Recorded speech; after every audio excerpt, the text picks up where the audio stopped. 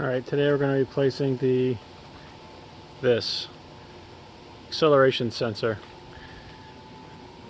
on this 2004 E55 AMG.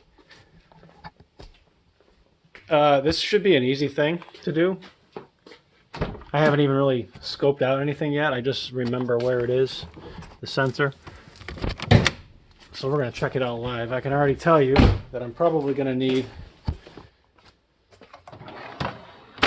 a 10mm socket, maybe this little extension.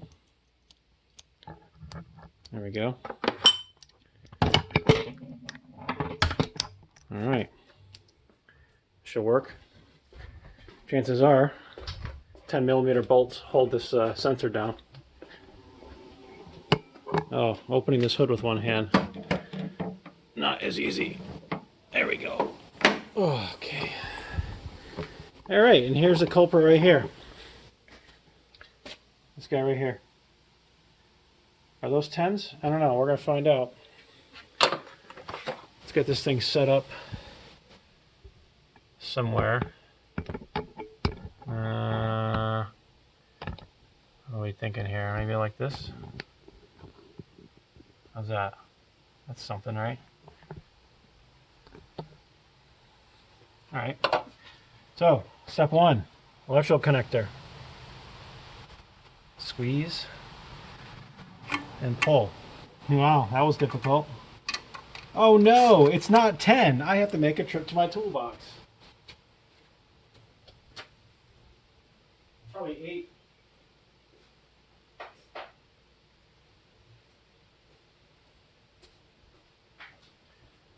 That serves me right for getting cocky. Let's see, is it 8?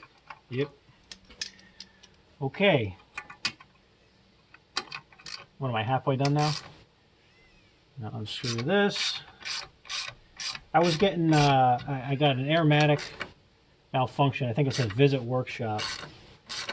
And it was accompanied by, there's that little logo with the car and the arrow pointing up. It was accompanied by very stiff writing, which I guess is normal when it has a malfunction. I've seen this malfunction before, but didn't notice the stiff ride for some reason. But that's normal. Anyway, I finally scanned it, and I had like a 5110 and a 5111, which say right front acceleration sensor, bad signal or something. At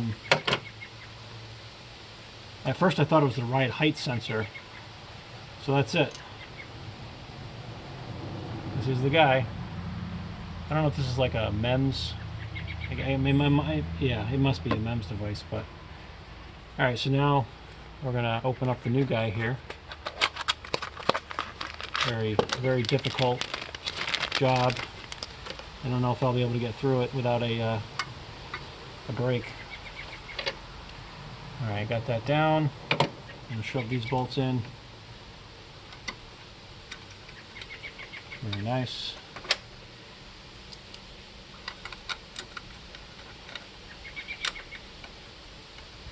Okay. I'm just going to kind of tighten it. That's not tightening, that's tightening.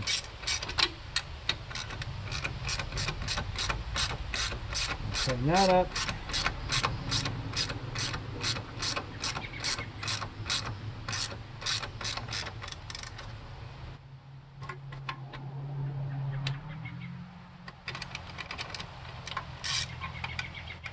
Trying to center it. Probably not necessary, but I like things to be centered. Oops. There.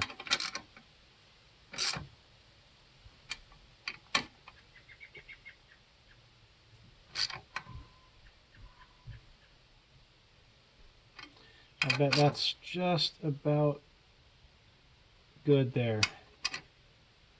Yep. And we plug it in. And we are done. That is it. Is this the same part number? No, it's Temic. These guys, 6502. Now, this is an older part number. So this might be a date code. So right on here it says 03W49. It's going to focus. I don't know if you can see W03. This one says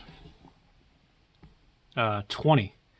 So I'm assuming this is original, which is no reason to believe it's not. So this must be a 2020 production. I could be reading it wrong. Let's check the other side, which is right over here. Yep, 03, W49 as well. So this is probably OEM. I don't know if this is going to fail soon, how this works. I suppose I could go nuts and replace it preemptively, but proactively, whatever, pick your word. But yeah, now I'm like trying to make this job longer than it really is. So that's it. So I guess I'll save this old part because I can't handle throwing things away for some reason. So this cost me $105 at my local Mercedes dealer. I actually, the list is like $149. Their counter price is $160. I found out that they have a online website, which is handy. A lot of these dealers do. In fact, maybe all dealers do, just to earn a little extra money. So I went to their website, and the price is $105, which is a decent price. So I just ordered it online and went and picked it up. So that's it. It's done. There's literally nothing else to do except remove my tool before I slam the hood on it. And I suppose what I'll do to be extra thorough is hook up my scan tool and scan it one more time just to make sure there's no code set in the Airmatic module. So I will do that next. Okay, here we are on the car.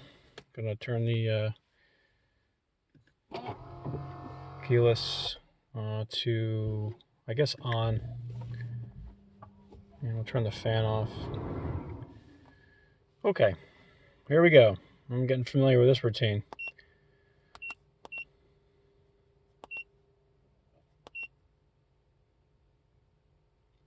Gonna select the 211, E-Class up to 5,